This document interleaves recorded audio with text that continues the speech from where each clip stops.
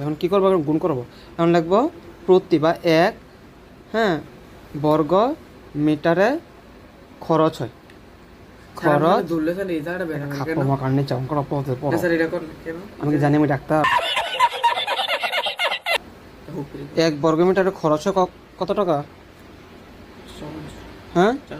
450। জোরে বলতে হবে। আচ্ছা, 450 এত টাকা। সুতরাং কত? আমি 450 আমি বিশ্বাস করি না, আমি বিশ্বাস করি না। সুতরাং 62.832 বর্গমিটারে খরচ হয়। কোন করবে এটা? 450 ইন্টু 62.832 টাকা।